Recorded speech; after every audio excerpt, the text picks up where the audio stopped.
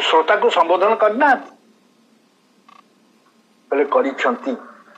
आ से श्रोता किए ना से श्रोता हूँ तुलसींकर मन।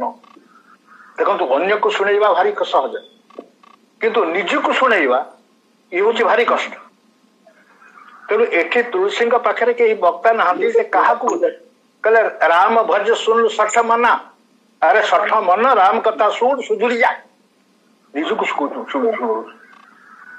तेणु कर्मघाट ही रामचरित मानस आरंभ।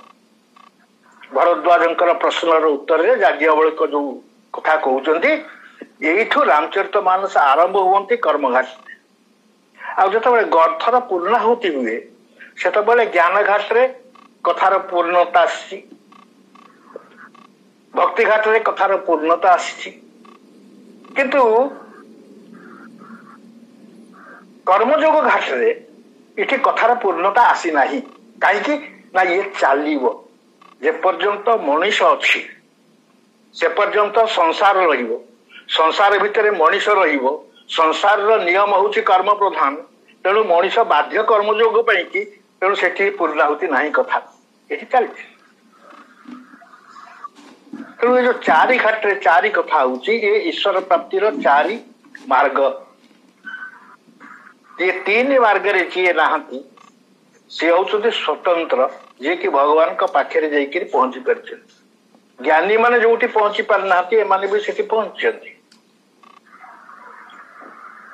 तेणु कथा प्रसंग जो आगु को आसे आ विशेषकर अयोध्यार वर्णना आसे ये वर्णना भितर ज्ञान भक्ति आ कर्मर एक अपूर्व समन्वय। आम समस्ते जाने वेद कहले तीन मार्ग रे गले ईश्वर प्राप्ति हेबे। रामायण रे भी तीन मार्ग पर तीन चरित्र अच्छे आती जो वेद सी भी अच्छा। तेणु जो अच्छा राम तो सही आना अयोध्या आसिले ना दशरथ घर को। ये दशरथ महाराज होती स्वयं वेद आक जो तीन राणी एमाने होती समस्ते एक एक मार्ग तीन मार्ग। ज्ञान शक्तिश्च कौशल्या सुमित्रोपासनात्मिका क्रिया शक्तिश्च कैकेयी वेदो दशरथो नृपः। स्वयं दशरथ होती वेद प्रवर्तक से धर्म राज्य देते प्रजा को। तेणु ये ज्ञान घाट रे ज्ञान प्रतीक बिलिकी क्या कहते ना कौशल्या को। भक्तिर सुमित्रा एवं कर्मर कैकेयी। देखंतु ज्ञान किंबा भक्ति इठारे द्विमत नहीं। इठी कौन सी विरोधाभास नहीं। तेणु ये दी जन चरित्र केवल कौटी विरोधाभास रामायण भितर ही ना। विरोधाभास कौटी आसे ना जिते बड़े कर्म टिके हली जाए से होती कैकेयी। कई घरे निज झीर ना देती आज कैकेयी देना कहीं कैकेयी कौन सामान्य चरित्र जी भगवान को इच्छा को पूर्ण करने एत बड़ विपत्ति को मुंड उपर मुंडेले ना भी आम दबुने कौन ता कारण हूँ ये कर्म सब टी असुविधा अच्छी। आज जी आमको भल लगुच काली से भल लगे। आज जी आमर प्रिय काली से हो अप्रिय सामान्य घटना से कि ज्ञान जो शक्ति जी कौशल्या आंक पाखे विरोधाभास नहीं। आंक आगे समस्त ज्ञान दृष्टि सब समता पूर्ण समान समस्त पे। राम भरत दौ सुत समझानी दीदी दिहे ही मोर पुआ। राम के विरह भरत जो आसिले माँ के पाखक माँ कोले नेले छाती मुंड को गुजी कहीं कहीं से कांदुचे बुझाऊँ अरे बापा ये समय शोक कर रामर अवर्तमान रे वर्तमान तुम कर्तव्य बहुत अच्छी। आती कहला बेले माँ भी केमी आ गया जमती माँ जो बात्सल्य को आसी जाए पूर्ण ता स्तन क्षीर स्रवी जाए सेमती राम होता भरत होगा तुलसी वर्णन आंक पाखे विरोधाभास किसी नहीं। ସେତେବେଳେ ଚିତ୍ରକୂଟରେ ବିଚାର ହେଲା ଯେ କଣ ହବ ଭରତାଷ୍ଟୁତି ଫେରେଇ ନେବା ପାଇଁ। ସେତେବେଳେ ଗୋଟେ ପ୍ରସ୍ତାବ ଆସିଲା ଯେ ବରଂ ଭରତ ରହିଯାଆନ୍ତୁ, ଲକ୍ଷ୍ମଣ ଭରତ ଆଉ ଦିହେ ରହିଯାଆନ୍ତୁ ଜଙ୍ଗଲରେ, ସୀତାରାମ ଫେରିଯାଆନ୍ତୁ। ଭରତ ତ ଖୁସି ହେଇଗଲେ ଶୁଣିକିରି, କହିଲେ ଗୁରୁଜୀ ଏଇ କଥା, ଆରେ ଯଦି ସୀତାରାମ ଫେରିଯାଆନ୍ତି ତାହେଲେ କାନନ କରଉ ଜନମ ଭରି ବାସୁ, ମୋ ଜୀବନ ଥିବା ପର୍ଯ୍ୟନ୍ତ ମୁଁ ଜଙ୍ଗଲରେ ରହିବା ପାଇଁ ରାଜି। ସମସ୍ତେ ଭାବିଲେ ଏକରକମ ଏଇଟା ହେଇଯିବ ପ୍ରସ୍ତାବ, କିନ୍ତୁ ବିରୋଧ କଲେ ପ୍ରଥମେ ମା କୌଶଲ୍ୟା। କହିଲେ ସେ ରାମ ରହୁ କି ଭରତ ରହୁ, ପୁଅଟେ ତ ରହୁଛି ନା, ତ ଯଦି ବଡଟା ଅଛି ସେ ଥାଉ, ସାନଟା କାହିଁକି ଯାଇ କଷ୍ଟ ସହିବ। ସମସ୍ତଙ୍କ ପ୍ରତି ତାଙ୍କର ଦୃଷ୍ଟି ହଉଛି ଭାରି ସମାନ, କିନ୍ତୁ ସମସ୍ୟା ହଉଛି କର୍ମରେ। ଆପଣ ଦେଖିବେ ରାମାୟଣରେ ପ୍ରଥମରୁ ଆରମ୍ଭରେ କୈକେୟୀଙ୍କ ଭଳି ରାମପ୍ରିୟ ବୋଧେ କାହାରିକି ବର୍ଣ୍ଣନା କରାହେଇନି। କାରଣ ରାମ ପିଲାଦିନଠୁ କୈକେୟୀଙ୍କ ଭବନ ଭିତରେ ସମୟ କାଟିଛନ୍ତି ସିନା, କିନ୍ତୁ କୌଶଲ୍ୟାଙ୍କ ଭବନରେ ସେତିକି ସମୟ କାଟିନା। ଏତେ ଭଲ ପାଆନ୍ତି ରାମକୁ, ଘଡ଼ିଏ ନ ଦେଖିଲେ ଚିତ୍କାର କରିବେ କୁଆଡେ ପଳେଇଲା, ଏତେ ଭଲ ପାଉଥିଲେ। ଏମିତିକି ବିବାହ ପରେ ଯେତେବେଳେ ସୀତାରାମକୁ ଉପହାର ଦେବାକୁ ଆସିଲେ, ସେତେବେଳେ ନିଜର ପ୍ରମୋଦ ଉଦ୍ୟାନକୁ ଦାନ କରିଥିଲେ। କୌଣସି ରାଣୀ ନିଜର ପ୍ରମୋଦ ଉଦ୍ୟାନ କାହିଁକି ଦିଅନ୍ତି, ଇଏ ସେ ପର୍ଯ୍ୟନ୍ତ କିଛି ଠିକ ଥିଲେ। କିଛି ଅସୁବିଧା ହେଇଥିଲା କି ଅଯୋଧ୍ୟାରେ? କିଛି ନା, କିନ୍ତୁ ଅସୁବିଧା ଆରମ୍ଭ ହେଲା କେତେବେଳେ, ଯେତେବେଳେ ଦଶରଥ ଠିକ କଲେ ମୁଁ ରାମକୁ ସିଂହାସନରେ ବସେଇବି, ରାଜ୍ୟାଭିଷେକ କରେଇବି। ଗୁରୁଜୀଙ୍କର ଅନୁମତି ଆସିଗଲା, ପୂର୍ଣ୍ଣ ଅନୁମତି। କିନ୍ତୁ ପାଖରେ କୈକେୟୀଙ୍କର ଯିଏ ଥିଲା, ୟା ପ୍ରତି ଆମେ ସମସ୍ତେ ବି ସାବଧାନ ରହିବା କଥା। ଆମେ ଭାବିବା କଥା ନୁହଁ ଯେ କେବଳ କୈକେୟୀଙ୍କ ପାଖରେ ମନ୍ଥରା ଥିଲା, ଆମ ପାଖରେ ବି ଅଛନ୍ତି, ତେଣୁ ଆମକୁ ସାବଧାନ ରହିବାକୁ ପଡିବ। ତ ବର୍ତ୍ତମାନ ପ୍ରଶ୍ନ ହଉଛି ମନ୍ଥରାଟା କିଏ? ମନ୍ଥରା ଗୋଟେ ଏଡେ ଚରିତ୍ର, ଏଡେ ବଢିଆ ଚରିତ୍ର, ତାର ନାମକରଣ ହେଇଛି ଯେ ଗୋସ୍ୱାମୀ କହନ୍ତି ର ଆଉ ମ, ଏ ଦିଟା ଅକ୍ଷର ଯୋଉଠିକି ଯିବେ ଥାନ୍ତା ପଛରେ ମ ଥାନ୍ତା, ତାହେଲେ ଏ ଦି ଅକ୍ଷର ତ ଜୀବକୁ ନେଇ କୋଉଠି ପହଞ୍ଚେଇ ଦିଅନ୍ତି, ତାହେଲେ ଠିକ ହେଇଥାନ୍ତା। ମନ୍ଥରା କହିଲା ନାଇଁ, ମୋର ଠିକ ଅଛି, ରାମର ନାଁଟା ଭୁଲ ଅଛି। ରକାରାର୍ଥୋ ବ୍ରହ୍ମ, ମକାରାର୍ଥୋ ଜୀବ, ବ୍ରହ୍ମ ଜୀବକୁ ଅନୁସରଣ କରିବ, ତେଣୁ ବ୍ରହ୍ମ ପଛରେ ଜୀବ ରହିବ, ନାଁ ହଉଛି ରାମ। କିନ୍ତୁ ଏ କହୁଛି ନା ଏଇଟା ଉଲ୍ଟା ହେଇଛି। କହିଲେ କେମିତିଆ? କହିଲେ ଅ ପଢିନ, ପଢିଗଲ, ଆଗକୁ କିଏ ଆସିବ? ବାସ୍ତବ କିଏ ପ୍ରଥମେ ର ଆସିବ, ପଛରେ ମ ଆସିବ, ପଛରେ ର ଆସିବ। କହିଲେ ମୋର ଠିକ ଅଛି, କିନ୍ତୁ ଏଠି ଯଦି ଉଲ୍ଟା ହେଇଯାଏ ବି ଖାଲି ରାମଙ୍କ ନାଁ, କୌଣସି ସମସ୍ୟା ନାହିଁ। କାରଣ ଉଲ୍ଟା ନାମ ଜପତ ଜଗ ଜାନା, ବାଲ୍ମୀକ ଭୟ ବ୍ରହ୍ମ ସମାନ। ବାଲ୍ମୀକି କଣ ରାମ ଜପିଥିଲେ କି? ରାମ ଜପିଥିଲେ, ତେଣୁ ଉଲ୍ଟା ହେଇଗଲେ ବି ଅସୁବିଧା ନାହିଁ। କିନ୍ତୁ ଅସୁବିଧା ହଉଛି ଆ ଭିତରେ ଆଉ ଯୋଡେ ଅକ୍ଷର ମିଶିକିରି କାଟି ଅଛ, ନ ଆଉ ଥ। ୟାକୁ ମନ୍ଥରାର ଚରିତ୍ରକୁ ଦ୍ୱୈତ ବୁଦ୍ଧି ହିସାବରେ ଗ୍ରହଣ କରାଯାଏ ଏବଂ ଲୋଭ ହିସାବରେ ବି ଗ୍ରହଣ କରାଯାଏ। ଇଏ ସବୁବେଳେ କୈକେୟୀଙ୍କ ସେବାରେ ଅଛି, ଇଏ ଅଯୋଧ୍ୟାରେ ନଥିଲା, ଇଏ କୈକେୟୀଙ୍କ ସାଙ୍ଗରେ ତାଙ୍କ ବାପ ଘରୁ ଆସିଛି ଦାସୀ। ଆଉ ଆକୁ ଏଇଥିପାଇଁ ପଠେଇଥିଲେ କୈକେୟୀଙ୍କ ବାପା ଯେ କୈକେୟୀ ବଡ ସରଳ ଥିଲେ, ଭାରି ସରଳ। ତେଣୁ ସିଏ ଦେଖିଲେ ଯଦି କୈକେୟୀ ଆସି ଏଠି ସୁମିତ୍ରା ଆଉ କୌଶଲ୍ୟାଙ୍କ ସାଙ୍ଗରେ ରହିଯାଆନ୍ତି, ତାହେଲେ ତାଙ୍କର ମୂଳ ଉଦ୍ଦେଶ୍ୟ ହିଁ ଦୂର ହେଇଯିବ। ମୂଳ ଉଦ୍ଦେଶ୍ୟ କଣ ଥିଲା? ତାଙ୍କ ବିବାହରେ କେବଳ ସର୍ତ୍ତ ଅଛି, ଆଉ କାହାର ବିବାହରେ ସର୍ତ୍ତ ନଥିଲା ଯେ ୟା ପେଟରୁ ଯିଏ ପଡିବ ସେ ଚୌକିରେ ବସିବ, ସିଂହାସନରେ ବସିବ। ଆଉ ପ୍ରକୃତରେ ଏଇଠି ଆସିଲା ପରେ କୈକେୟୀ ତାଙ୍କୁ ଭୁଲି ବି ଯାଇଥିଲେ, ତେଣୁ କାଳେ କୈକେୟୀ ଭୁଲି ଯିବେ ତାଙ୍କୁ ମନେ ପକେଇବା ପାଇଁ ଗୋଟେ ସାଙ୍ଗରେ ଆସିଥିଲା। କାଲି ହବ ଅଭିଷେକ, ବାହାରକୁ ବାହାରିଗଲା ଅଯୋଧ୍ୟାକୁ ଭିତରକୁ, ଦେଖିଲେ ସବୁ ଅଯୋଧ୍ୟା ସଜା ହଉଛି। ପୁଛେ ସିଲୋଗନ କାହା ଉଛାଉ, ଆରେ କୋଉ ଉତ୍ସବ ଏମିତି ହଉଛି ମୁଁ ତ ଜାଣିନି, କାହିଁକି ଏଠି ସଜା ହଉଛି ନା ତୁ ଜାଣିନୁ କି? କାଲି ପରା ରାମଙ୍କର ଅଭିଷେକ ହବ। ଏତିକି ଖାଲି ଶୁଣିଦେଲା, ପୁଛେ ସିଲୋଗନ କାହା ଉଛାଉ, ରାମଚନ୍ଦ୍ର ଶୁଣି ଭା ଉରଦାହୁ, ଛାତି ଜଳିଲା ତାଉ। କିନ୍ତୁ ତୁ ତ ଦାସୀଟା ଦାସ, ଦାସୀ ହେଇକି ରହ। ରାମ ଅଭିଷେକ ହେବେ ତୋ ଛୁରୁ ହୃଦୟ କାହିଁକି ଜଳୁଥିଲା? ସେଇଠୁ ସିଧା ଆସିଲା କୈକେୟୀଙ୍କ ପାଖକୁ, ଆସିକିରି ଆରମ୍ଭ କଲା ଶୋଇଥା। ରଜା ତ ବଡ ମୋଟା ଗଦି ପକେଇଛନ୍ତି, ଶୋଇଥା। ଅବସ୍ଥା କଣ ହେଲାଣି ବୁଝିଛୁ? କହିଲେ କଣ ତୁ ଜାଣିନୁ କି? ତତେ କୁହାଇନି କାଲି ରାମର ଅଭିଷେକ।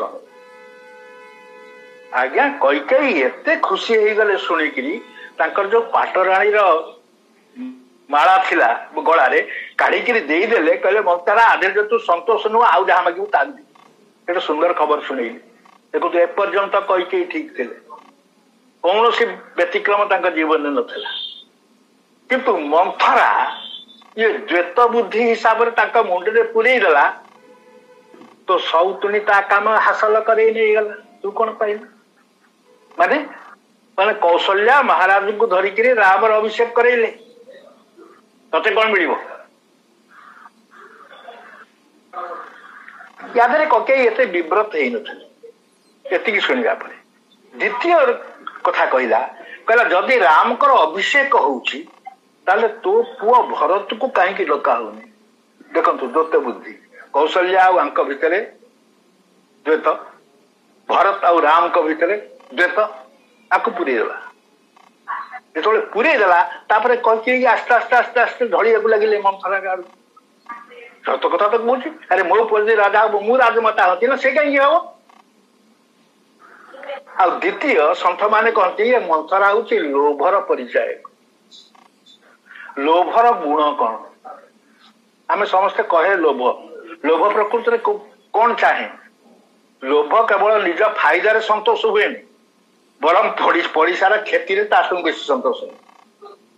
କେବଳ ନିଜ ଲାଭରେ ନାହିଁ, ନିଜର ଲାଭ ହବା ସାଙ୍ଗେ ସାଙ୍ଗେ ପାଖ ଲୋକର କ୍ଷତି ହବା ଦରକାର। ଇଏ ହଉଛି ଲୋଭର ସବୁଠୁ ବଡ ଗୁଣ। ଆମର କଥାରେ ଅଛି, ଗୁରୁଜୀ ଗୋଟେ ଗପ କହନ୍ତି ଯେ ଗୋଟେ ଲୋକ ସତ୍ସଙ୍ଗ ସାରିକିରି ଫେରୁଛି ରାତିରେ, ହଠାତ୍ ଶଙ୍କର ଭଗବାନ ଦେଖା ହେଇଗଲେ। ଶଙ୍କର ବି ବଡ ପ୍ରେମରେ ଥିଲେ। କହିଲେ ବେଟା ଆଜି ଯାହା ମାଗିବୁ ଦେବି, ମାଗ। ତୁ ଯାହା ମାଗିବି ଦେବି? ନା ହଁ ଦେବି, କିନ୍ତୁ ମୋର ଗୋଟେ ସର୍ତ୍ତ ଅଛି। ନା କଣ? ନା ତୁ ଯାହା ପାଇବୁ ତ ପଡିଶା ତା 2 ଗୁଣା ପାଇବ। ହେଇଗଲା ଅସୁବିଧା। ରାତି ଅନିଦ୍ରା ହେଇ ମୁଁ ଯାଇଥିଲି କଥା ଶୁଣିବାକୁ। ମୁଁ ଆସିକିରି ଭେଟିଲି ୟାଙ୍କୁ। ସିଏ ଘରେ କଣ କରୁଛି ମତେ ଜଣା ନାହିଁ, କିନ୍ତୁ ସେ 2 ଗୁଣା ପାଇବ, ମୁଁ ଗୁଣେ ପାଇବି। କହିଲା ଆଜି ଏମିତି କହିହବନି, 7 ଦିନ ତା ସମୟ ଦରକାର। କହିଲେ ଠିକ ଅଛି, 7 ଦିନ ପରେ ଏଇ ସମୟରେ ଏଇ ଜାଗାରେ। ଆଜ୍ଞା ଆଉ ଖାଇବ କଣ, ପିଇବ କଣ? ସବୁବେଳେ ମୁଣ୍ଡରେ ସେଇ କଥା ପଶିଲା, କଣ କରିବି କଣ କରିବି କଣ କରିବି। ଶେଷରେ ଗୋଟେ ବୁଦ୍ଧି ଜୁଟିଲା, ଯାଇକିରି ପହଞ୍ଚିଲା। ଶଙ୍କର ବି ପହଞ୍ଚିଲେ। କହିଲେ ବେଟା ଠିକ କରୁଛୁ? ନା ହଁ ଆଜ୍ଞା। ନା ମାର। କହିଲା ଆଜ୍ଞା ମୋ ଦୁଆରେ ମୁହଁରେ ଗୋଟେ କୂଅ ହଉ। ଭାରି ସୁନ୍ଦର କଥା। ବୋଧେ ଗ୍ରାମବାସୀଙ୍କର ଜଳ ସଙ୍କଟ ଅଛି, ଦୂର କରିବା ପାଇଁ ମାଗୁଛି। କହିଲେ ତଥାସ୍ତୁ। କହିଲେ ଦ୍ୱିତୀୟ ବାର?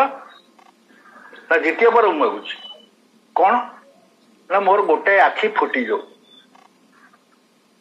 ପଇସା 2 ଗୁଣା ପାଇବ। ମୋର ଗୋଟେ ଆଖି ଫୁଟିଯିବ ମାନେ ପଡିଶାର 2ଟା ଯାକ ଆଖି ଫୁଟିଯିବ। ତା ଦୁଆର ଉପରେ ଯୋଡେ କୂଅ ଥବ। ଭାବିଲେ ତା ଅବସ୍ଥା କଣ ହବ? ଇଏ ହଉଛି ଲୋଭର ଗୋଟେ ବଡ ଗୁଣ। ଇଏ ନିଜ ଲାଭରେ ଯେତିକି ସନ୍ତୋଷ ହୁଏ ନେଇ, ଇଏ ପାଖ ଲୋକର କ୍ଷତିରେ ତା ସঙ্গে ବେଶୀ ସନ୍ତୋଷ ହୁଏ। ତେଣୁ ଏଇଠି ସେ କହୁଛି ଯଦି ରାମ ରାଜା ହେବେ, ରାଜମାତା ହବ କୌଶଲ୍ୟା। ତତେ କିଏ ପଚାରିବ? ରାଜମାତାର ସମ୍ମାନ ଅଲଗା। କହିଲେ ଜାଣିନୁ, ବିବାହରେ ସର୍ତ୍ତ ଥିଲା ତୋ ପୁଅ ବସିବ ବୋଲିକିରି, କିନ୍ତୁ ଭୁଲେଇକିରି ମହାରାଜଙ୍କୁ ଦେଖି କଣ କରୁଛି କୌଶଲ୍ୟା। କିନ୍ତୁ ପ୍ରକୃତରେ କୌଶଲ୍ୟା ଏମିତିଆ କିଛି କରିଥିଲେ କି? ସିଏ ବି କିଛି କରିନଥିଲେ। ଆଉ ମନ୍ଥରା ଯେତେବେଳେ ପଶିଲା ଇଏ ଭିତରେ, କୈକେୟୀଙ୍କ ଆଗ ପ୍ରଥମ ଖୁସି ଦେଖିକିରି ଆଗ ସେ ଆଶ୍ଚର୍ଯ୍ୟ ହେଇଗଲା। କହିଲା ଏଇଟା କୋଉଥିରେ ଗଢା? ତାହେଲେ ଆର ଦୁର୍ବଳତା କୋଉଠି ଗୋଟେ ଥବ ନା। ସେ ପଚାରିଲା ତୋ ମନରେ କଣ କିଛି ଭାବନା ଆସୁନି? ଆରେ ଭାବନା କାହିଁକି ଆସିବ? ଦଶରଥଙ୍କ କଥା କହୁଛୁ ତ? ମୋ ପର କର ହିଁ ସନ୍ଦେହ ବିଷେକି। ରାମ ମତେ ଯେତିକି ଭଲ ପାଏ, ଦଶରଥ ବି ମତେ ତାଠୁ ଅଧିକ ଭଲ ପାଆନ୍ତି। ତେଣୁ ମୋର ଅସୁବିଧା କିଛି ନାହିଁ। कहले या धरिकी बसबू तो बाकी जीवन कटेबू केमतिया सब धमकी देला कहले जदि राम राजा हुए लक्ष्मणटा सब पीछा तेणु सी पाखे पाखे रो पु अवस्था कौन हो तब कहला भरत ही से ही बंदी गृह राम भरत को देकरी बंदीशाला रे बंद करदे एटा केवल चिंता कर विषय अच्छी ना किंतु लोभग्रस्त जिते हुए जीव कर्म से कौन हुए रास्ता टिके से भूले देखु एते दिन पर्यंत राम को संस्पर्श रे थाई भी कैकेयींकर व्यतिक्रम है जीवन तेणु कर्म जे सबु बेले निष्कंटक नहीं ता भी नुह बहुत ऊपर को उठिला परे भी विच्युत हो जवार बहुत संभावना था ठीक कैकेयी भाया कहले तू जहाँ कहूचु तो सत कहूचु हेले मु कौन करी ना दुई वरदान भूपसन था तोर दीटा वर बाकी अच्छी युद्ध बेलू ना हाँ मु तो दशरथ महाराज कही मुझे दरकार हम मागिबी ना हाँ मुझे से दीटा कथा मन पकाऊँ दीटा वर मागे कौन कहूँ अच्छा जदि मागिबार अच्छी माँ बहु आज जुड़ा बहु छाती छाती की टाण कर आज ही मागे मैंने काली की रखी संध्या ही आसुना तो कैकेयी बर्तमान बड़ चिंतार पड़गले एमती कि से निजे विचार कर पारे नहीं जे मु कौन मागी दीटा बर तो कहीदे दीटा बर मोर बाकिया अच्छी कि कौन मागी कहले मंथरा एत कथा तो बतई सेटा भी कह बर्तमान मंथरा सीधा कहीदेला सुत ही राज प्रथम बार निज पुओ कि राज्य राम ही बनवासु राम पे बनवास देख तोर लाभ कौशल्यार क्षति ता पुओ रही जंगल भीतर को पड़ेब वर्तमान संपूर्ण रूप से ग्रासी देला कर्म को लोभ बा भेद वृत्ति आउ निजस्व किसी ना यू आरंभ हम पतन तेणु जिते महाराज संध्या बेले आसिले से पाखे पाखु जा तो दूर कथा राजा घर कथा सी गोटे गोटे अलग घर थाए जिते राणी पाणी किए दुसंती से सारी भितर बस दशरथ पाइले जो मंथरा देखा टूल पकई बस ना चपरा से तो दशरथ जिते गले कैकेयी मुह को चाहिए देखु केते परिवर्तन वर्तमान पूर्वर कर्म जे राम को बिना चली पार नथिले राम दृष्टि हटिगले जे व्याकुल हो जाउथिले सी आज दशरथ को मुह को भी चाहूना दशरथ मनइया को चेष्टा कले बहुत प्रकार मनइले कहले कौन चाहूचु कि मु चाहूँ मोर दीटा वरदान बाकी अच्छे कहले आज काली रामर अभिषेक हम आज दीटा जगह जब चार्टा मागिबू दशरथ एते प्रेम थे अभिषेक व्यस्त थे तेणु अनेक कहते संध्या बेले कैकेयी भवन को जो दशरथ न जाई थांते ताले अयोध्या कौन क्षति घटी न था किंतु ये जीपे कहले कहीं ना दशरथ आसक्ति कैकेयी प्रति किंतु ये काम जनित आसक्ति नुह जेमती गीतारे भी कहुई कथा जे वेदवादी सब बेले कर्म रे आसक्त क्रिया विशेष बहुलाम शब्द भी यह प्रयोग कराई गीतारे तार रहिबो दुर्बलता कर्म प्रति तेणु ये हूँ साधारण नहीं तेणु वर्तमान से कह जोड़े बर दरकार था चार्टा माग आज दे मोर चार्टा दरकार नहीं मोर तो जोड़े बर दरकार जदि तो पुअर सिंहासन दरकार था गोटे बर मागी तो ही था ना दशरथ कौन मना कर दी था जोड़े बर मागी ना मागे मागिले कौन बर सुनहु प्राण प्रिय भावत जी का एपर्यंत प्राण प्रिय नथिले ये बर मागिला बेलू संबोधन हो गला प्राण प्रिय कर्म केमती विच्युति आसुच देखो सुनहु प्राण प्रिय भावत जी का देहु एक बार भरत ही टीका प्रथम बर हूँ भरत को सिंहासन रे अभिषेक करेंगे राम के बदले कहले यही गोटे कथा पे तू आसी बसचु ये। अरे मो राम को तू जानिनु ना ही न राम राज के भूखे।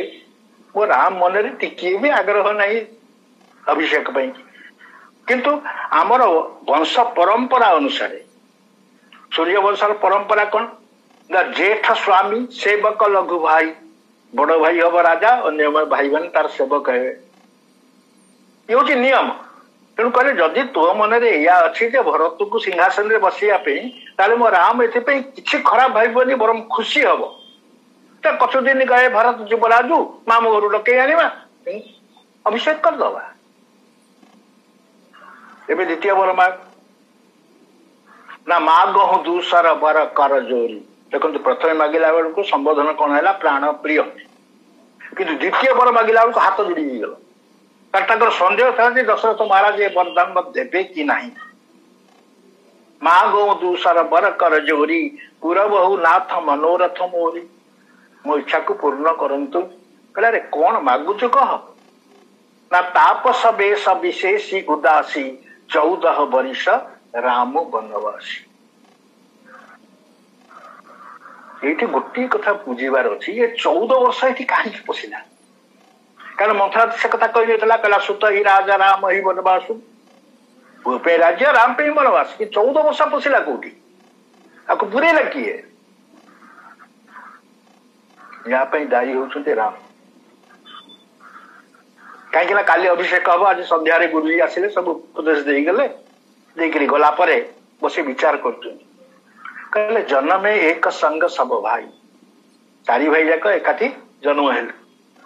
भोजन शयन केली लरिकाई, खाइबा शोइबा खेलिबा ये सबू काम एक समय रहेला। एतिकी नुह कर्ण वेद उपवीत ब्याह, कान फड़ा जग उपवीत पैता पकेबा आउ बाहागर ये सब एक समय रहेला। चारि भाई एक समय सब है, किंतु विमल वंश यह अनुचित एक बंधु बिहाई पड़े ही अभिषेक। राम को बंधु कथा पाइल राम विचार कर ये केमितिया कथा। अरे आम भाई भाई भितर मु तो बड़ मान सब ऊपर अच्छी ना, मु गुरुजन होगी समस्त अपेक्षा जब राजा कर दिया जाए मत आहरी ऊपर को उठा पड़ो। तेणु मत जो आहरी ऊपर को उठेदेवे मो भाई मान मो दूरत्व दूर बेसी। तेणु सी कहते बरम जे तले अच्छी ऊपर को उठा जाऊ राम चाहते अर्थात भर कथा से खुशी होता किंतु माँ तो एत कर बर तो मागिद सारा कौन करेंगे बेचारा बुझेले बहुत दशरथ कहले यार परिणाम कौन हम ना कौन हम ना राम जदि बण को चली जाए मो मन रूप जो वरदान मागी से फड़ी ना कौन वरदान मागी कारण कौशल्या आउ दशरथ मनु आ सत रूप रूप वरदान मागी राम आमर पुह हम कहले कौन मागी वरदान ना वरदान मागी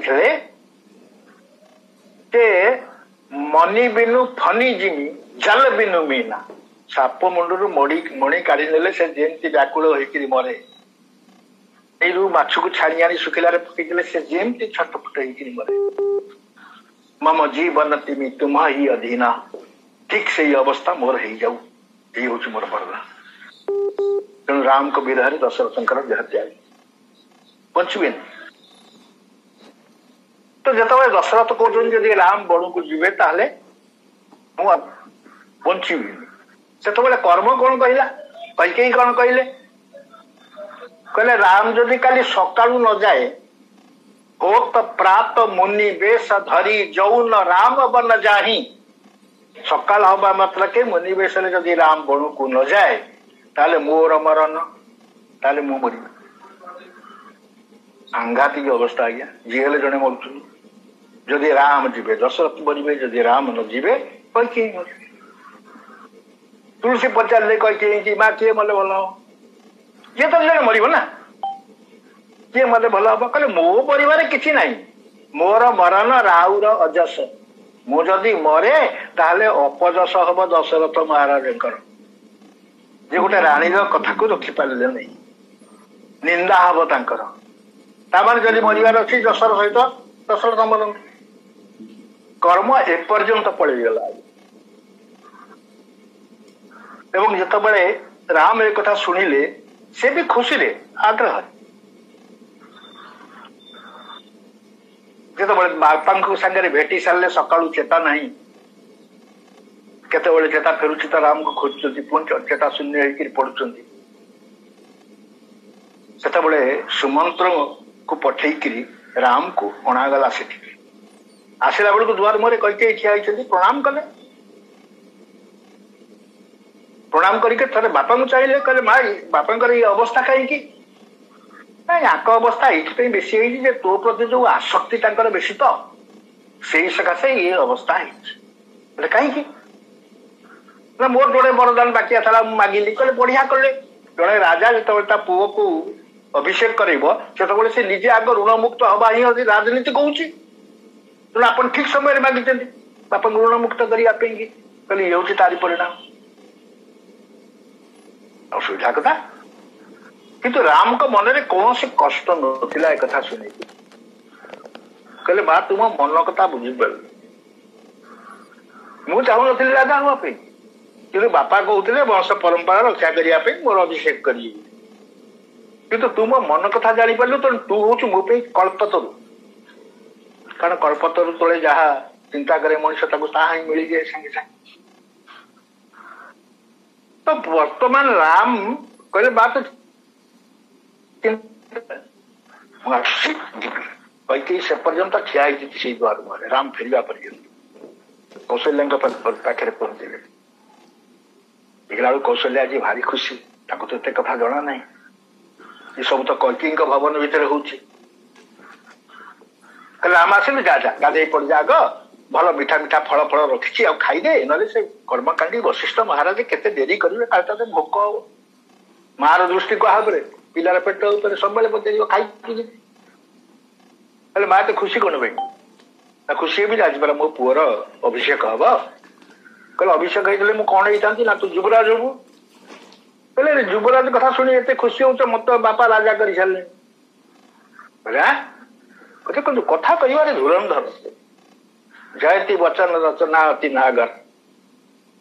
କଥା ଏମିତି କହନ୍ତି ଯେ ଆକୁ ସହଜରେ ଜଣେ ବି କାଟି ପାରିବେ। ଗୋଟେ କାହାଣୀ ଅଛି ଯେ ଶନି ଆଉ ଲକ୍ଷ୍ମୀଙ୍କ ଭିତରେ କଳି ହେଲା। ଶନି କହିଲେ ମୁଁ ସୁନ୍ଦର, ଲକ୍ଷ୍ମୀ କହିଲେ ମୁଁ ସୁନ୍ଦର। ତାକୁ ସମାଧାନ କିଏ କରିବ? କହିଲେ ଚାଲ ନାରାୟଣଙ୍କ ପାଖକୁ। ତ ଆସିଲେ ମହାବିଷ୍ଣୁଙ୍କ ପାଖକୁ। କହିଲେ କଣ ଘଟଣା? ଦି ଜଣ ଯାକ? ନା ଆଜ୍ଞା ମୁଁ କହୁଛି ମୁଁ ସୁନ୍ଦର, ସେ କହୁଛନ୍ତି ସେ ସୁନ୍ଦର। ପ୍ରକୃତରେ ଆମ ଦି ଜଣଙ୍କ ଭିତରେ ସୁନ୍ଦର କିଏ? ଆରେ ମୁଁ ତ ସୁନ୍ଦର ସୁନ୍ଦର ବୋଲିକିରି ମୋ ନାଁ ଶ୍ରୀ। ଇଏ କହୁଛନ୍ତି ସୁନ୍ଦର କଳା। ଦିଅ ଶନିଙ୍କର। କହିଲେ ଗୋଟେ କାମ କର, ତମେ ଦି ଜଣ ଯାକ ଏଇ ଯୋଉ ଆଗରେ ଖୁଣ୍ଟଟା ନେଇ ତାକୁ ଛୁଇଁକି ଆସ, ମୁଁ କହିଦେବି। ଗଲେ ଛୁଇଁଦେଲେ, ଛୁଇଁକି ଦି ଜଣ ଯାକ ଫେରି ଆସିଲେ। କହିଲେ କୁହ। କହିଲେ ଶନି ତମେ ଯେତେବେଳେ ଯାଉଥିଲ ସେତେବେଳେ ଭାରି ସୁନ୍ଦର ଦିଶୁଥିଲ, ଆଉ ଲକ୍ଷ୍ମୀ ତମେ ଯେତେବେଳେ ଆସୁଥିଲ ସେତେବେଳେ ସୁନ୍ଦର ଦିଶୁଥିଲ। ଆରେ ଭାଇ ଏ ଆମ ଜୀବନର ସତ୍ୟ ଏଇଆ କି ନାହିଁ? ଶନି ଦଶା ଯେତିକି କଟି କଟି ଯାଉଥିବ ମଣିଷ ସେତିକି ସୁଖରେ ରହୁଥିବ, ଆଉ ଲକ୍ଷ୍ମୀ ଯେତିକି ଯେତିକି ପାଖେଇ ଆସୁଥିବେ ସେତିକି ଆନନ୍ଦ। ଆମେ ତ ଏଇଥିରେ ଖୁସି ହୁଏ ନା। ଭଗବାନ କଥା କହିଲା ବେଳେ ଏମିତି କହନ୍ତି, ବାଡି ଭାଙ୍ଗିବନି କି ସାପ ମରିବନି, ଦିହିକି ସନ୍ତୋଷ କରିଦେବେ। ତେଣୁ ଆଜି ରାମ ସେଇ କଥା କହୁଛନ୍ତି। ବାପା ମତେ ପ୍ରାୟ ରଜା କରିଦେଲେ। କହିଲେ କୋଉଠି ରଜା କଲେ? କାହିଁ ମୁଁ ତ ଜାଣିନି। ନା ପିତା ଦିନ ମୋହି କାନନ ରାଜୁ। କହିଦେଇଥାନ୍ତେ ଯଦି ମୋ ବଣକୁ ଯିବି କୌଶଲ୍ୟା ସେ ତାହାରି ପଡିଯାଇଥାନ୍ତେ। କିନ୍ତୁ ବୁଝେଇକି କହୁଛନ୍ତି। କହିଲେ ମା ଗୋଟେ କଥା ପଚାରିବି? ନା ପଚାର। କହିଲେ ମୁଁ ବଡ ନା ଭରତ ବଡ? ସମସ୍ତେ ଜାଣିଛନ୍ତି ତୁ ବଡ। କହିଲେ ଜଙ୍ଗଲଟା ବଡ ନା ଅଯୋଧ୍ୟାଟା ବଡ? କହିଲେ ଅଯୋଧ୍ୟା ତ ଗୋଟେ ସୀମା ଅଛି, ଜଙ୍ଗଲ ତ ତାଠୁ କେତେ ବଡ। କହିଲେ ବାପା ଏତେ ଦିନେ ଗୋଟେ ନ୍ୟାୟ କଲେ। କହିଲେ କଣ? ନା ପିତା ଦିନ ମୋହି କାନନ ରାଜୁ। ମତେ ଜଙ୍ଗଲରେ ରଜା କରେଇଦେଲେ। ଜଙ୍ଗଲ ଯେହେତୁ ବଡ, ମୁଁ ଯେହେତୁ ବଡ ପୁଅ, ମତେ ସେଠି ରଜା କରେଇଦେଲେ, ଆଉ ଭରତକୁ ଅଯୋଧ୍ୟାରେ। କୌଶଲ୍ୟା ଟିକେ ରହିଗଲେ ଏଇ କଥା ଶୁଣି। ସମଦୃଷ୍ଟି ନା, ଭରତ ରଜା ହଉ କି ରାମ ରଜା ହଉ ଏଠି କଥା ନାହିଁ। जी हेले रजा हेले भी आकर किसी असुविधा नहीं किंतु द्वितीय कथा बणे रजा हवा कहले मु तो राजा घरे जन्म होई राजा घरे वो होई आसी कहीं मु तो जानी बण गोटे राज्य जो तू राजा गोटे राज्य थाए राज्य भीतर गोटे राजधानी थाए राजधानी भीतर गोटे राजभवन थाए राजा तार भीतर रही प्रजा को शासन करे कहले ये आज जे ही आसला कहला कहीं काल कौन हम ना काली रजा प्रजा भीतर रही शासन जंगल रही गोटे कथा पचारे केवल देखो केमी समदृष्टि संपन्न आई कहले आज्ञा किए जदि केवल बापा दे जो केवल पितु आयुषु ताता तो जनी जाहु जानी बड़ी माता जब दशरथ कहते जीवाई तो जा दरकार नहीं कारण संतान उपर मार 10 गुणा अधिका बापा तेणु मुझे सब्यस्त कर दरकार नहीं किंतु जो पितु माँ तू कहे बन जाना जदि बापा और माँ मिलित सम्मति रे तते बणु को जीवाक पड़ुए ताले राम तो कानन सत अबध समाना 100 अयोध्या सागर से बण समान तो बड़ खुशी राम भी टी आश्वस्त हो गले कि ये दी जन कथबार्ता को कबाट फांगे बहुत शुणुं सीता सेठू सीधा आसिले कहले माँ मत भी आज्ञा दियो बुझी कहले तू जीवु जंगल को कहले के आपण पे कहले मु चली जाते बेटा तो सांगे कि मोर दायित्व ये रही ना दशरथ महाराज दायित्व कहले मुझे छाड़ी जापरि तेणु आपण जो नियम लागू हम मो कहीं से नियम लागू हेनी मु भी जंगल भीतर प्रभु सेवा कर कहले राम को बुझा राम बहुत बुझे चेष्टा कले कहले सीता मु कौन सी ये दृष्टि तुमको मना करूँ मुझे मना करुच्ची माटा जो तार मो कथा मन पड़ ना ताको संभालिया बड़ कष्ट हो तेणु तुम्हें जदि पाखे थी से संभाली पार ये भरोसा मोर अच्छी तेणु मुझे कहूँ तुम न जाइक ये रह सीता कहले जी तो जड़े जीव ना माने माने आपण सांगे जी हेले जड़े जीव कहले किए किए ना कि तनु प्राण कि केवल प्राण जदि मत ननेबे ताले मो शरीर तो ये पड़ी किंतु मो प्राण बाहरिक आपण सांगे चली जी मुझे सधवा तेणु मोर क्रियाकर्म कर दायित्व हूँ आपण तेणु आपण जो शुणे ये घटना आपन को अयोध्या आसिया पड़ो क्रियाकर्म केमी करेंगे न आसिले तेणु जदि अयोध्या को फेरती ताले बापा सत्य रक्षा हो पार भागिज 14 वर्ष तेणु आप विचार कर राम को पाखे कौन तर्क ना दशरथ भी से कथा कहले माँ जो ये भल न लगे बापा घर को जीव से रही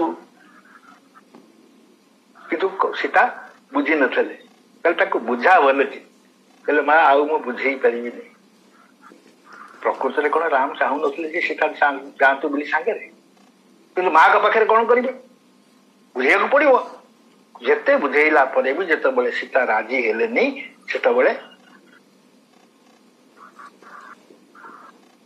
तो ये खबर पहुंचला लक्ष्मण को पाखे जे भाई बणु को पड़े धाइले सेठू आसिक सीधा ही सामने पहुंची गले तो गोड़ मुंडिया पकई चाहिए मुह को कहले कौन है लक्ष्मण ना मुझे क्या शुणिली ना जहाँ शुणु सत्य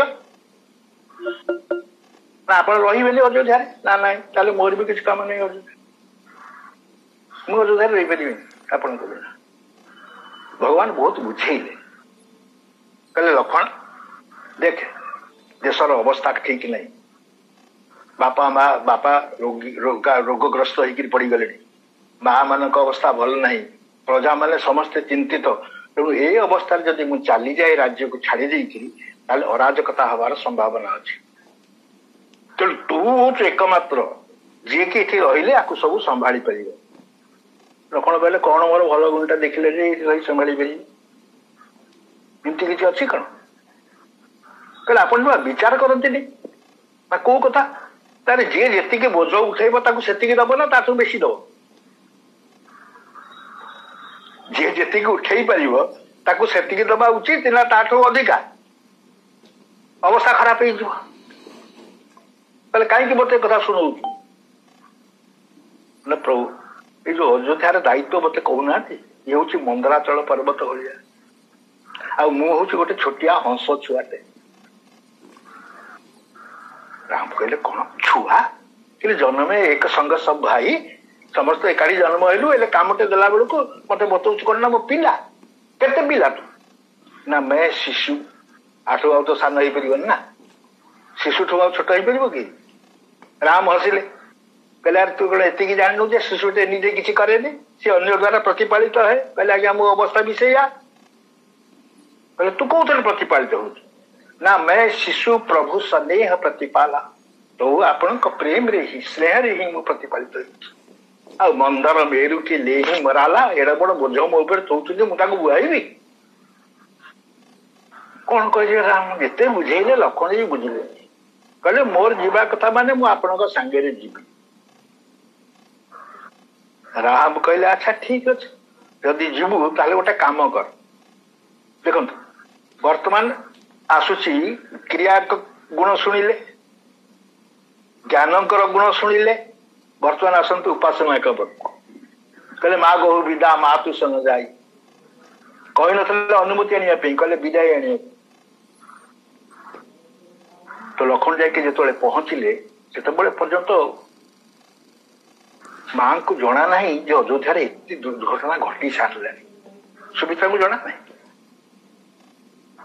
जो जाकि पहुंचले प्रथम आश्चर्य हेले लक्ष्मण जिते आसे प्राय राम को धरिकी आसे कि आज एकुटिया आसे सबुदिन आसला बेले मुहर जो हस थाए आज मुहर हस ना माँ केमी पुओ को पड़ू मुहटा देखिकी आसिके जो प्रणाम करदे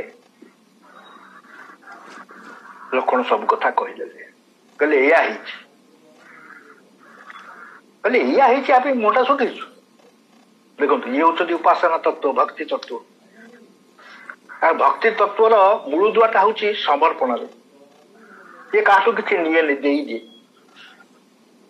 कौशल्या गोटे पुओ कैकेयी गोटे पुओ कि सुमित्रा जोड़े पुओ दी पुओं भितर जन को लगेदेले राम को सेवारे लक्ष्मण को आ भरत को सेवार लगेदेले शत्रुघ्न को गोटे माटे निज कहाड़ी की रखिलानी ये केवल दे जाने ये कहा तो निये नहीं समर्पण रे नबार वृत्ति ही नहीं एमती कि भगवान जो जाचंती भी भक्त कह मोर किसी दरकार नहीं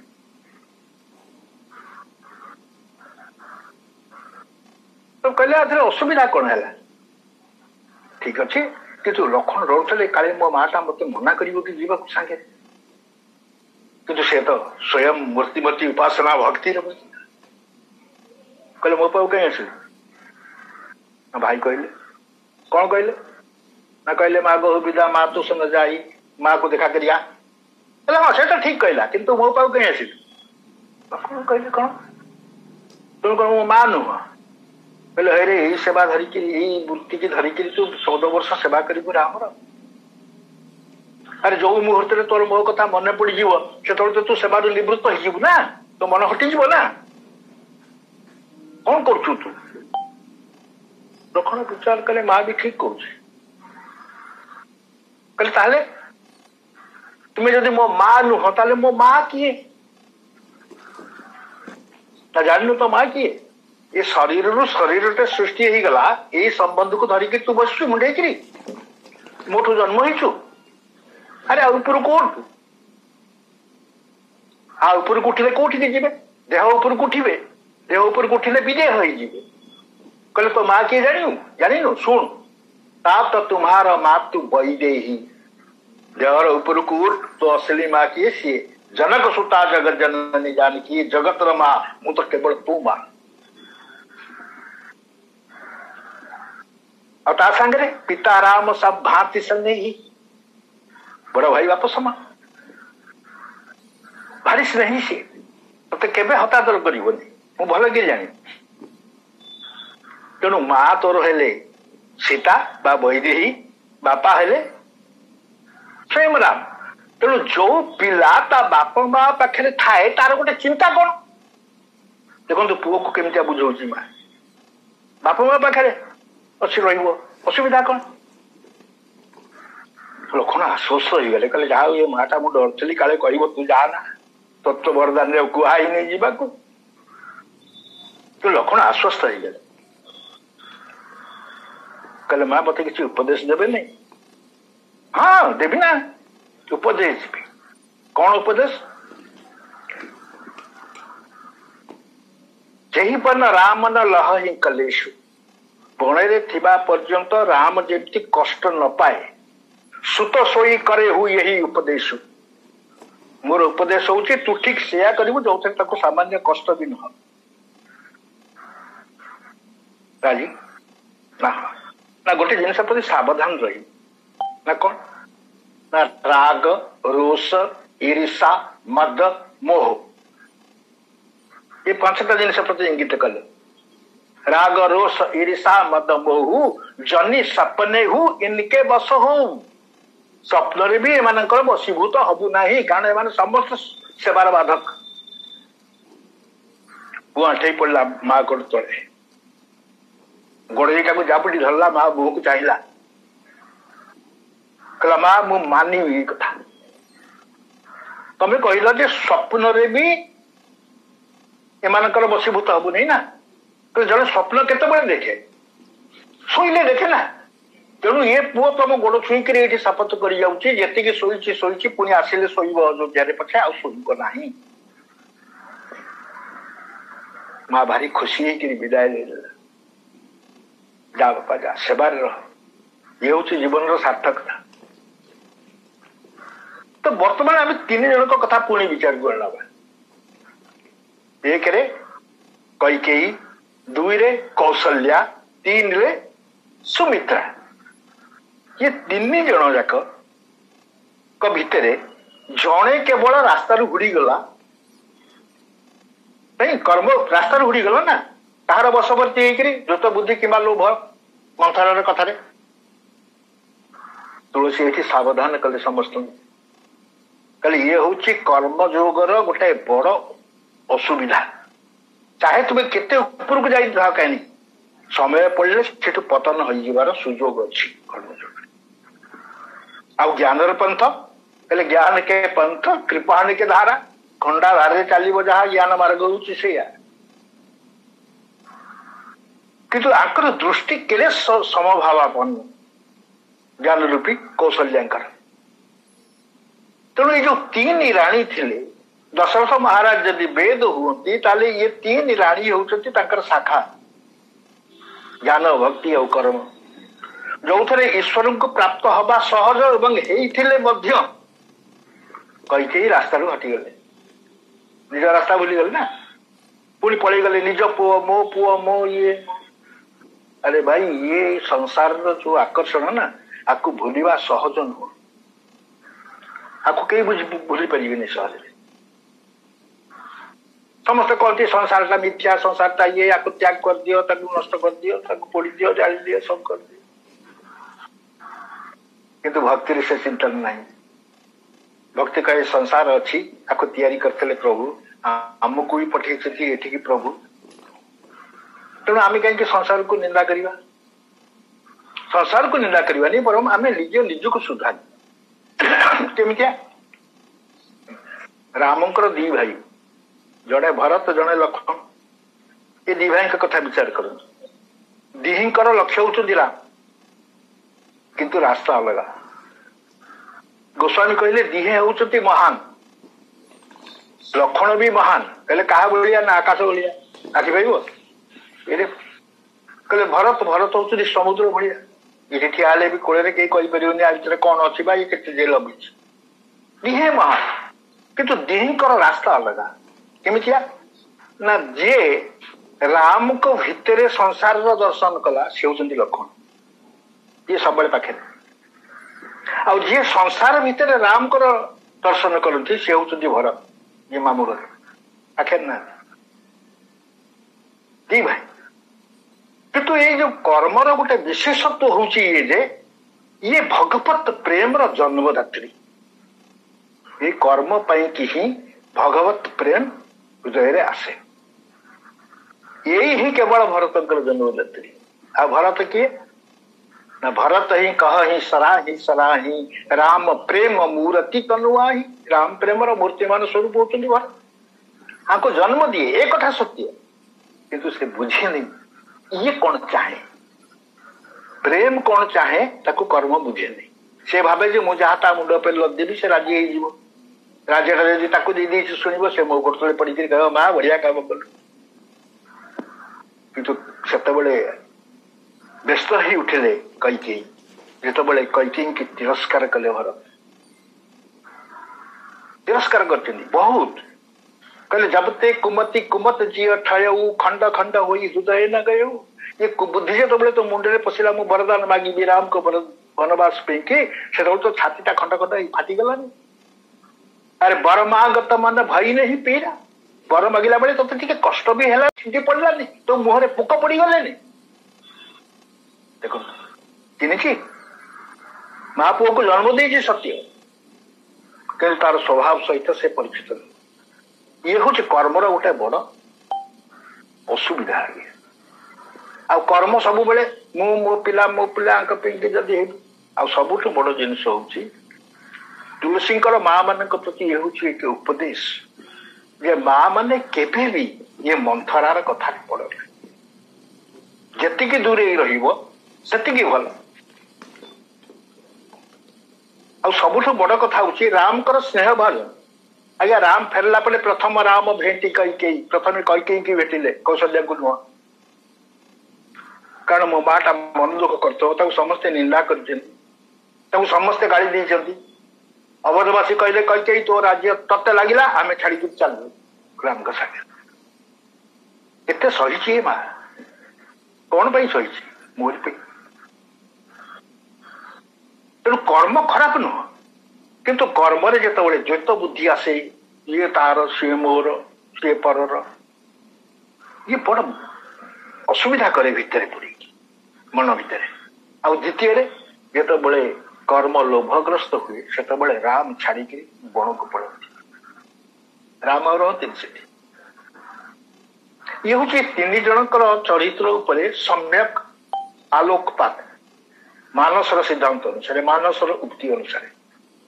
आउ ये तीन गोटे जगह रहिले ही नहीं हम राम आसिए। ये तुलसींकर जो सिद्धांत गोटे गोटे ये एते अकाट्य ताकू कौन से देखु चाहे कर्मयोगी हो ज्ञानयोगी हो कि भक्ति मार्गी हो समस्त गाते लगे रामचरित मानस समस्ते। मोर तो मन अच्छी प्राय 30 वर्ष तल कथा को आमर ये पाखे गोटे पुराणा जगन्नाथ मंदिर थिला। सेठिकी आसते आमर जगतगुरु शंकराचार्य निश्चलानंद महाराज ये थे मत भी रखी से कौन मन को आसला केवल मानस पर ही कर केवल मानस आधार तापर आम भाया मानस खाली वक्ता जी एटा सुविधा से जो बाटे कहला से बाटे पड़े भी मुझे बहुत थर भाविली जे केतबले को जगार को प्रकार ये करा या ज्ञान मार्गी भल कर जानी तार जीवन में समस्या ही नहीं। किंतु कर्मयोगी चाहे ये राम को पाखे भी रहू किंतु जेतबले समस्या आसीबो सेतबले सी भी राम भी ताको भल लगे बन को पठे दो। आम ये हूँ बहुत बड़ उपदेश। तीन जन भितर राणी जो स्थिति चरित्र को अति सामान्य भाव अति संक्षेप भाव कहले आम या बुझा से ज्ञान समस्या अच्छी केतबले समस्या आसो ना जितेबाला मोर तोर भाव सी समस्ते सामान बोली भावनी। गीतार भगवान कहले ईश्वर सर्वभूतानाम हृदय से अर्जुन तिष्ठति। यदि भगवान समस्त हृदय भितर अच्छा तो समस्त सामान किंतु आम भेजार यहाँ पोषुची तुलसी भी कहले ईश्वर सर्वभूतमय समस्त भितर तार सत्ता अच्छी किंतु ए सत्ता को देखी न देखा पर्यंत चाहे से ज्ञानी हो कि कर्मयोगी हो कि भक्त हो ये न जाना पर्यंत केही कहा रास्ता रे निष्कंटक होइकी रही परिबेनी से कैकेयी चरित्र निंदा प्रशंसा 77 मसीहा कथा मु लखनऊ रे थाए 4 मास से लखनऊ रे हमर इंस्टीट्यूट पाखरे गोटे गाँ अच्छी बड़ीलाल कुर्ती से गाँ ना ये गोटे हनुमान मंदिर अच्छे प्रति मंगलवार दिन से 8-10 बुढ़ा आसती बिना कहा ग्रंथ न थाए कि सुंदरकांड पाठ करती मुझे बसे थर जा बसिली आउ थे जा बसिली मतलब जड़े डाकिले आप कहाँ के हो मैं जगन्नाथ धाम का हूँ यहाँ क्या कर रही गली यहाँ मैं सरकारी कार्य में हूँ अच्छा अच्छा ऐसी बात है तो 2 मिनट में तुम रामायण बता सकते हो 2 मिनट का 2 मिनट भी काफी समय है पहले कहा मुझे शोकटी खाली गाई देली आदौ राम तपोवनादि गमनम हत्वा मृगम कांचनम वैदेही हरणम जटायु मरणम सुग्रीव संभाषणम बाली निर्ग्रहणं समुद्र तरणं लंकापुरी वेष्टनम पश्चात रावण कुंभकर्ण हननम एतद्धि रामायणम